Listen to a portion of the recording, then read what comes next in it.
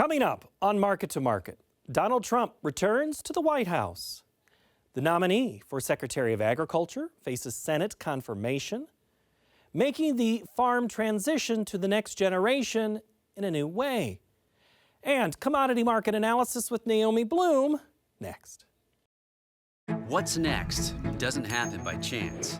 It happens when researchers and farmers work together to solve tomorrow's agronomic challenges. We're committed to creating what's next, because at Pioneer, our name is our mission. For over 45 years, Steiner Tractor Parts has shared your love of antique tractors. New parts for old tractors. Learn more at steinertractor.com or at 877-559-7887. Tomorrow. For over 100 years, we've worked to help our customers be ready for tomorrow. Trust in tomorrow. Information is available from a Grinnell Mutual agent today. This is the Friday, January 24 edition of Market to Market, the weekly journal of rural America. Hello, I'm Paul Yeager. The number of economic reports looking back at 2024 are shrinking. Existing home sales in December increased 2.2% and was a 10-month high. However, higher interest rates and house prices will likely keep immediate gains muted in the new year. Donald Trump returned to the White House this week as 45 is now also 47. Trump took the oath of office on Monday from inside the U.S. Capitol as sub-30-degree temperatures were forecast. During his inaugural address, Trump opted for specifics on many topics. Following the speech, the president went down the street to Capital One Arena to sign several executive orders, including rescinding 78 actions taken by President Joe Biden. Trump withdrew the U.S. from the Paris Climate Accord, froze most federal hiring, and ended what he calls the weaponizing of government. Once back in the Oval Office, the president addressed immigration, declaring a national emergency on the U.S.-Mexico border, calling for more barriers and an increased crackdown on undocumented immigrants. The issue was a major one on the campaign trail and is reaching into many of the Senate confirmation hearings. This included the Agriculture Committee, where Brooke Rollins sat for several hours Thursday in her confirmation hearing. Peter Tubbs reports. The first thing I think that's important to note is this week, President Trump's nominee for Secretary of Agriculture appeared for questioning by the Senate Agriculture Committee. Questions on mass deportations and Trump's tariff plans were popular topics. But when we're talking massive deportation, we're gone beyond dangerous criminals. And I just wonder if we ought to give fair warning to farmers and ranchers across America that if you have immigrant labor, you can expect federal agents to come and search your property. Is that in the future for farmers and ranchers under the mass deportation plan? Sir, I have not been involved in that. The president's current plan, I cannot answer that one way or the other. I do know that my job is to ensure that as those conversations are ongoing, if confirmed, that I am part of that data collection and understanding, and that the president understands that what this means to our agriculture community. And I believe sincerely that he will execute his agenda that he has promised the American people, but that we'll never forget our ag community in so doing. There's a $45 billion trade deficit in ag, $45 billion. And the only way that we can get commodity prices back up is handle that trade deficit. So, that being said, we need dialogue. If confirmed, will you commit on doing dialogue with President Trump and the people around ag to get our farmers an opportunity to have a better price for their crop? Yes, I will, Senator, and I so look forward to that. I think one of the things I read recently that only 43% of our ag producers are net income positive. That is unsustainable. We have to find a better way, and it can't come always through government subsidies. We've got to expand the market. We've got to figure out input costs. One of President Trump's top priorities was food inflation. Well, this comes before food inflation because this itself will drive the cost of food down if we do our jobs and if we're able to produce for our ag community the way that, Coach, I believe that we can, working together. And when you get confirmed, and it looks like you will swear an oath to the Constitution of the United States, not to President Trump.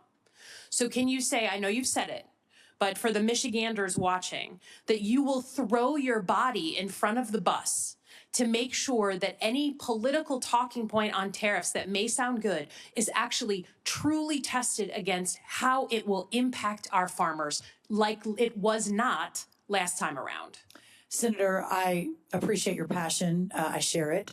And I think we are similar in a lot of ways. And yes, my commitment is that there will be no sleeping, that we will work around the clock to ensure that our ag communities across this country are represented in those discussions and at the table. And I will do everything in my power to elevate, preserve, honor, conserve that backbone of America. From Market to Market, I'm Peter Tubbs. Passing land from one generation to the next is complicated more times than not. When there's no family option, the next best thing may be to sell everything. One Minnesota producer was facing retirement in just this scenario and went in a different direction. He turned to those around him. Tim Defoe's action is our cover story. You can't farm forever, although when I did say I was retiring, people were saying, well, geez, farmers never retire. Well, this one's going to retire. Yeah, it just, none of the kids were going to come back to farm. And so why keep going? I farm with my older brother. He's 10 years older than I am. So it's just getting to be more work for both of us. And then, like I say, the last 3 seasons with a late spring, you just never had a break during the growing season to get away for a vacation or a weekend even. And after a while, it's just like, why am I doing this? It's time to hang her up. Let somebody else try it. So is this you're holding on and going to rent, or are you going to sell everything? No sense in selling this yet. So we're renting it out. I've kind of had an X on my back for several years from the neighbors. But and so I've rented out to 6 different young guys, and I tried to make everybody happy. Just I give everybody a little bit, but I wished I had more land to help these guys out with, but they're all getting a good start, and yeah, it's good for the community. Was there a process that you had with these farmers? I had one guy ask me, he's a smaller farm, works in the bank full time. And he was asking about land. And I said, well, I hate to upset you, but, he's 41. You're too old. I wanted to keep it as young as I could, or the smaller operations. I had one guy pull in the yard.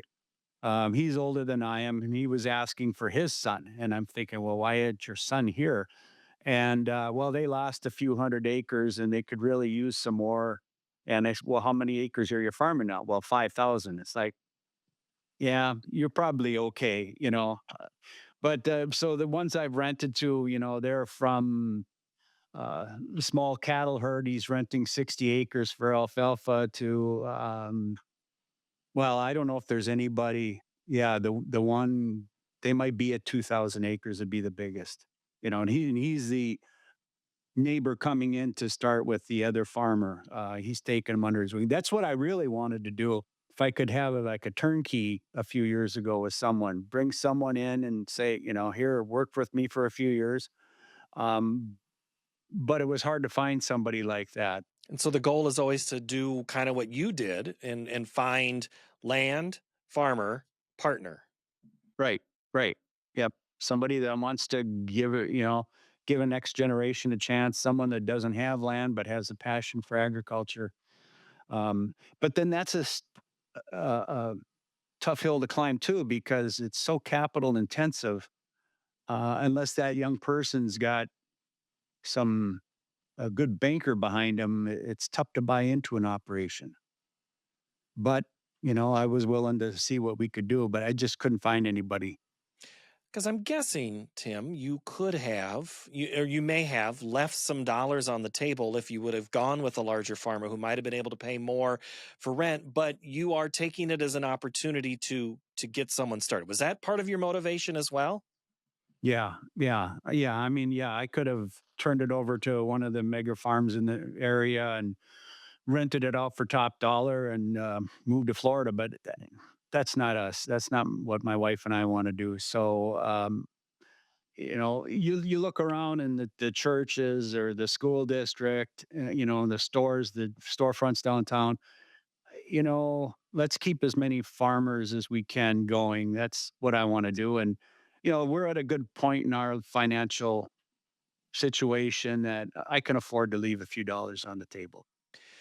Commonality, everybody's under 40. Is that what I gather? One that just graduated college here about a year ago. Yeah, there's a couple of them that are under 25, so it'll be fun to watch these guys grow and mature.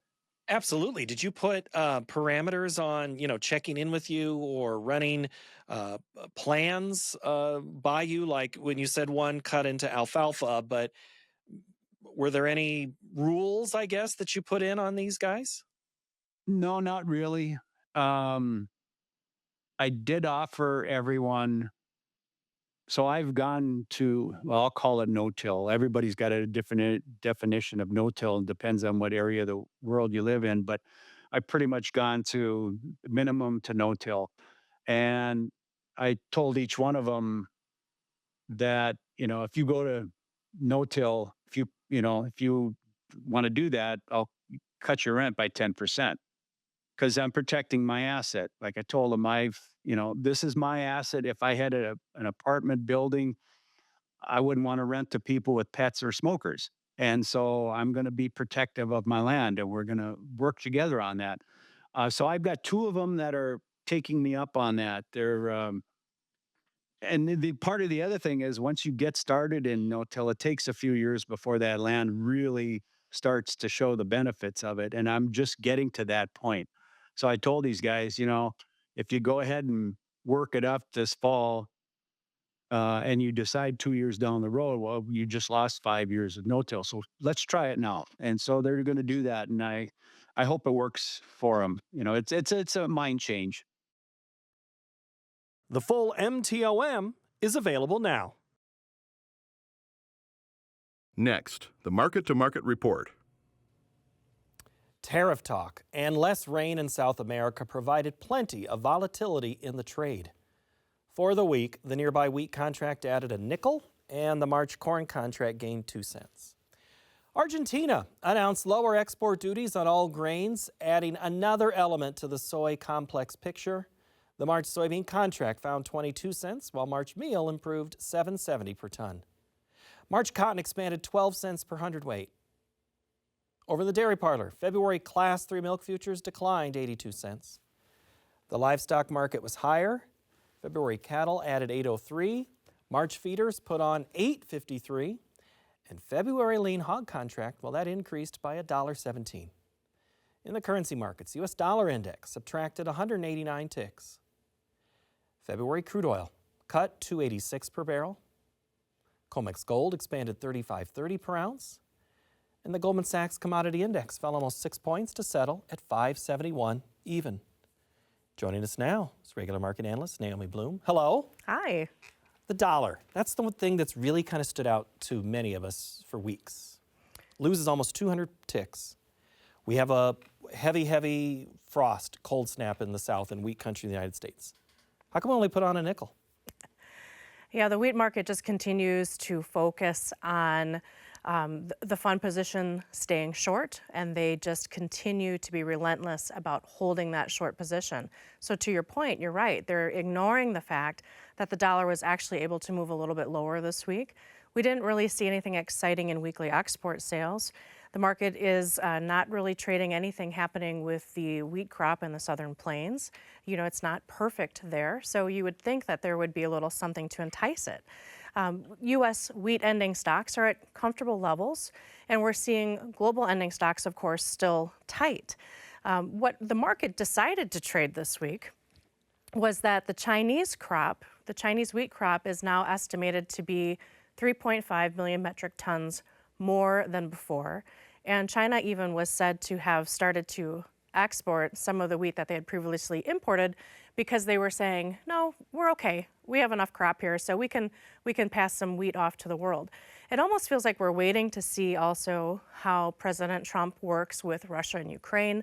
We're still waiting to see how, in general, the world is going to work with all of the trade potential wars, tariffs, and things like that. So that's been the focus, and wheat just continues to suffer in about a 30-cent trading range. So if you're someone sitting there trying to decide if you need to do something on wheat, are you at a time that you should be doing something on wheat? Actually, I would say it's okay to be patient and it's okay to wait because we are trading so much negativity in place right now that if the funds finally get a reason to exit those hefty short positions, wheat is the cheapest grain right now, and the funds are going to, want to step out of that, and I think the speculators would want to come in as buyers. We're just waiting for some type of fundamental or technical signal.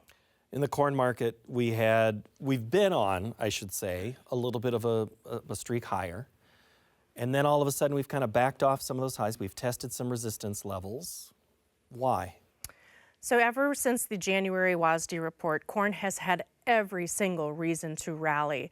With ending stocks now being at 1.5 billion bushels, that was a game changer. That was justifying of a reason for corn prices to rally the 30 to 40 cents that it has rallied recently.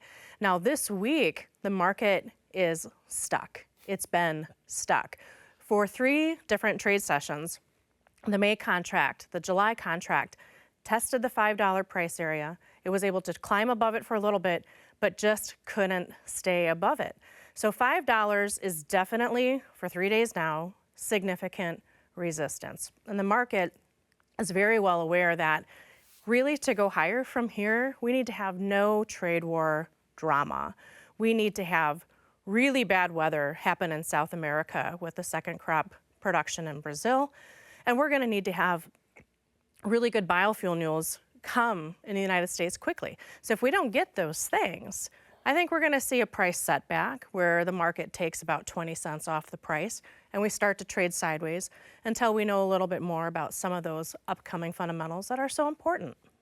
We've had 4 years of the volatile headlines that drive the market when President Trump's in office. We're back to having some of those headlines just this week. I can't even keep track half the time. Trade is on, a tariff here, a trade war there. It's different countries at different times. How do you make sense if you are a corn producer right now looking at, say, a new crop, or even I've got corn in the bin, what do I do? Yeah, so your question, your point is valid, and we're kind of equally balanced right now between bearish and bullish news. And I think that's part of the reason why the corn market has stayed where it's at. So on the negative side, coming down the road, here's my thought process. If we're looking to have lower energy prices, lower crude oil prices, eventually that's something where if that comes to fruition, that means ethanol prices work lower. That means corn prices are going to be working lower. The biggest thing for next week coming up, February 1st is a Saturday. It's a few things. So not only is it the deadline for the tariffs to begin, China, Mexico, Canada, it's also the beginning of the Chinese New Year. So they naturally start to purchase less commodities because they're on holiday. It's also the first day that we start price discovery process for crop insurance for the month of February. So next week, if we don't have any big bullish news to take prices for a fundamental reason to work higher, I think we just see that pullback until we know more for sure what the trade brings. So if I'm a producer, sell the crop, make some cash sales here. We didn't think we would ever see $5 futures in a long time. The USDA report gave us that. It gave us that blessing. And now we're here. And again, for prices to go higher than these levels, you need a perfect series of events of bad things happening with weather and no trade war in order for prices to go higher from here. So make some sales and reward the rally. All right, let's talk beans because Argentina's decision also impacts the corn market, but I put it in front of beans for a reason because their crop is looking to be less. I think you wrote this morning, lower production. This offsets some of that, but Argentina is still a major story, but so is Brazil. What is driving beans in your eyes? Okay, so a couple things happening. So with the Brazil crop, we know it's a wonderful crop. There's some quality issues that's there. China used that as an excuse, in a sense, to say we're going to just kind of put a pause on imports.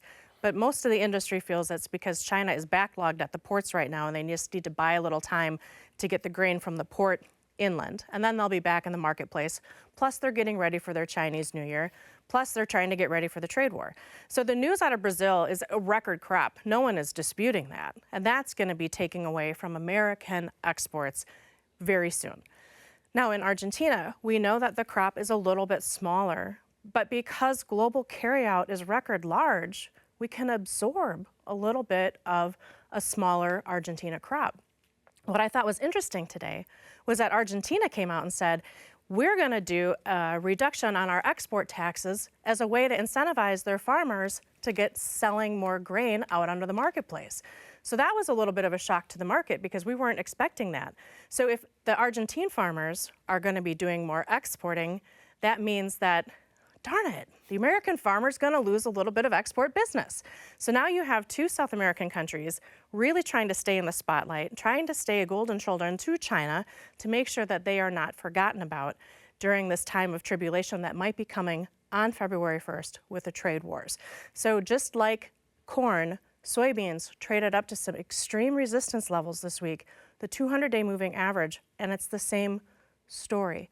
We need either more bad weather to happen in South America. We need to see no drama at all with the trade war. And we need immediate friendly news on the biofuel front to get prices to go higher from here. But just remember with the biofuels, with the new administration, they put a 60-day pause on the 45Z initiatives. So 60-day pause takes us into the end of March. And that is plenty of time for us to understand what's going to be happening or not happening with the trade war. It's all very calculated. It's all coming together. The crescendo is going to be next week as we head into the end of January and February 1st. Let's get to one of the two livestock reports. One was on dairy today. Yeah, so the dairy report came in with lower production numbers, about 0.4% lower than the previous year, December. So now we've had two production reports in a row that showed production was down. So it's been a balance here. The milk market has lost about $2 in the last 2 to 3 weeks because we've seen lower cheese prices, also concerns about trade wars and tariffs. But now with milk production coming in a little bit lower, that should give us some supportive news to start the week next week. Cattle on feed report came out just before we recorded. On feed, December 1, 100%. Placed on feed, 97%. Fed cattle marketed, 97% disappearance at 101. Which number stood out to you? The placement number. The placement number came in a little bit even lower than the average guess, within the range of estimates. So the report supportive overall. But we already had a blast higher this week because cash sales were $6 to $8 higher. So I don't know if the report is enough to keep this momentum going or if a lot of it's priced in. It's going to be a wild ride next week. We just showed you the live cattle chart. We're going to show you the feeder chart. Same thing, another $8 run up there. At some point, this party has to end, right? Well, you'd think so. And what we're starting to see in the consumer is that they definitely are opting for cheaper cuts of beef. We're not seeing anything really robust in the export market right now. So it's going to be up to cash markets to decide. And then, of course, February 1st with the Mexico-Canadian border and tariffs. That's going to be the next piece of the puzzle. So we'll see if the funds, who are record long in cattle, if they decide to take their ball and go home and we start to see the market sell off. A lot of that, I think, will hinge around the trade issue. Did any of them enter the hog market this week with that rally? Well, I think the funds are still long, about over 100,000 contracts, but it was a pretty quiet week for hog markets. What I think is interesting is that production, U.S. hog production, is up 17% year over year. So that is significant. But the hog markets also kind of seem to be in a little bit of a holding pattern I think it all still goes back to the potential trade wars and tariffs. Do you see, though, as a percentage of farmer being impacted, is the hog going to stand to lose the most in the scenario you've been talking about, or is that more grains? Well, I think it would definitely be more with the grain market, but the hog scenario, of course, it's going to be affected because of our exports to Asia. And it's going to be interesting to see how this administration unfolds things, because they've been clear that they are willing to come in to help financially support if there is a trade war. So that's nice to know, but that doesn't really help our export demand at all in the short term either, nor do we have answers right away about any of the other policy issues that have come to light as well. And we have come to the end of our time together. Naomi, thank you so much. Thank you. Appreciate it. Naomi Blohm, everyone. We're going to pause the analysis, continue our discussion about these markets in our Market Plus segment. You can find both analysis and plus on our website of markettomarket.org. If you've missed an episode on your local public TV station, or you want to watch one of our feature stories again, subscribe to our YouTube channel and be sure to click notifications. You will receive our feed with access to all of our programs, stories, and podcasts. Watch early and often when you head to youtube.com/market-to-market. Next week, making sense of the expanded highs in the livestock market. Thank you so much for watching. Have a great week.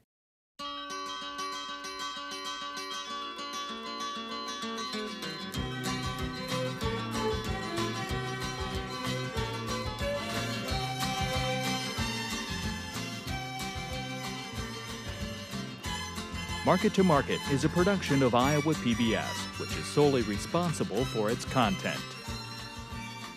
What's next doesn't happen by chance. It happens when researchers and farmers work together to solve tomorrow's agronomic challenges. We're committed to creating what's next, because at Pioneer, our name is our mission. For over 45 years, Steiner Tractor Parts has shared your love of antique tractors. New parts for old tractors. Learn more at steinertractor.com or at 877-559-7887. Tomorrow. For over 100 years, we've worked to help our customers be ready for tomorrow. Trust in tomorrow. Information is available from a Grinnell Mutual agent today.